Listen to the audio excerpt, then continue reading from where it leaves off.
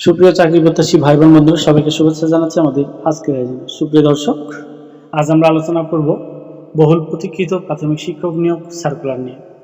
সার্কুলারটি কবে হতে পারে এবং পদসংখ্যা কেমন থাকতে পারে, সেই সাথে পরীক্ষা কবে হতে পারে, এই সমস্ত একটা বিষয় নিয়ে আমরা রোডম্যাপ এই ভিডিওতে তুলে ধরার চেষ্টা করব। আশা করি শুরু থেকে পর্যন্ত থাকবেন। তো বিশেষ করে সাম্প্রতিক একটি গুরুত্বপূর্ণ আদালতের রায়ের কারণে প্রাথমিক শিক্ষা খাতে বড় ধরনের নিয়োগ কার্যক্রমের পথ আরও পরিষ্কার হয়ে গেছে। সম্প্রতি দেশের প্রায় ৩২,০০০ সরকারি প্রাথমিক বিদ্যালয়ের প্রধান শিক্ষক নিয়োগের থাকা আইনি জটিলতা দূর হয়েছে। এ সংক্রান্ত একটি মামলা সুপ্রিম কোর্টের আপিল বিভাগ রায় দেওয়ার ফলে এখন প্রধান শিক্ষক নিয়োগ প্রক্রিয়া এগিয়ে নিয়ে যেতে আর কোনো বাধা থাকছে না। দীর্ঘদিন ধরে মামলার কারণে এই বিপুল সংখ্যক প্রধান শিক্ষক নিয়োগ কার্যক্রম স্থগিত ছিল। ফলে দেশের হাজার হাজার বিদ্যালয়ে ভারপ্রাপ্ত প্রধান শিক্ষক দিয়েই প্রশাসনিক কার্যক্রম পরিচালনা করা হচ্ছিল। এখন প্রশ্ন হচ্ছে, এর প্রভাব কি শুধুমাত্র প্রধান শিক্ষক নিয়োগে সীমাবদ্ধ থাকবে?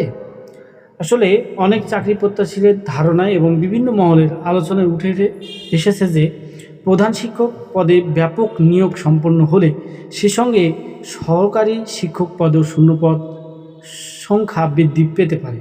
কারণ বর্তমানে অনেক সহকারী শিক্ষক ভারপ্রাপ্ত প্রধান শিক্ষক হিসেবে দায়িত্ব পালন করছেন।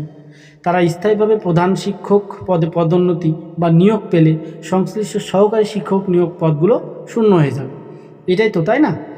সুতরাং আগামী সহকারী শিক্ষক নিয়োগ বিজ্ঞপ্তি অতিরিক্ত শূন্যপদ যুক্ত হওয়ার সম্ভাবনা তৈরি হতেই পারে। অনেকের মতে এটি সংখ্যা ৩৫ থেকে ৪০,০০০-এর কাছাকাছি প্রভাব ফেলতে পারে। তবে বিষয়টি সম্পূর্ণভাবে নির্ভর করবে সরকারের চূড়ান্ত পদসৃজন, পদোন্নতি এবং নিয়োগ নীতিমালার উপর। এখন আসি সবচেয়ে গুরুত্বপূর্ণ প্রশ্ন, প্রাথমিক সহকারী শিক্ষক নিয়োগ নতুন সার্কুলার কবে হতে পারে?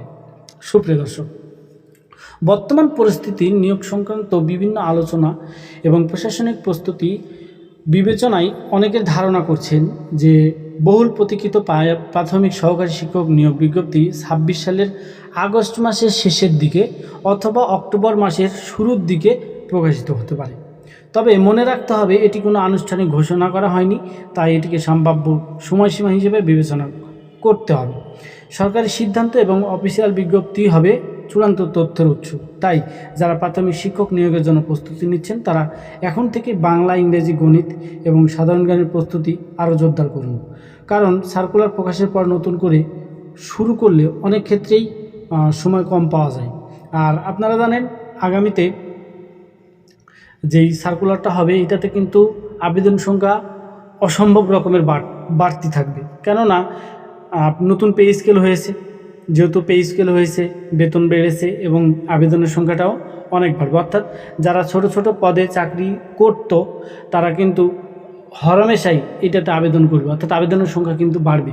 আপনি যদি এখন থেকেই প্রিপারেশান না নেন তাহলে কিন্তু আপনি এগিয়ে থাকতে পারবেন না।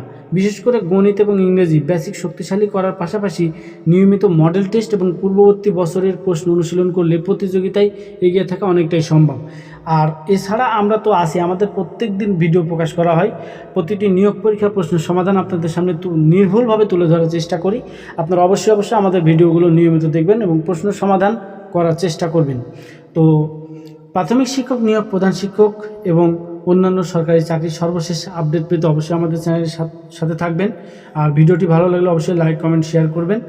আর এখনও সাবস্ক্রাইব না করে থাকলে বাংলা সাহিত্য চ্যানেলটি অবশ্যই সাবস্ক্রাইব করে পাশে থাকা বেল আইকনটি ক্লিক করে দিন। ধন্যবাদ সবাইকে, দেখা হবে পরবর্তী কোনো ভিডিওতে।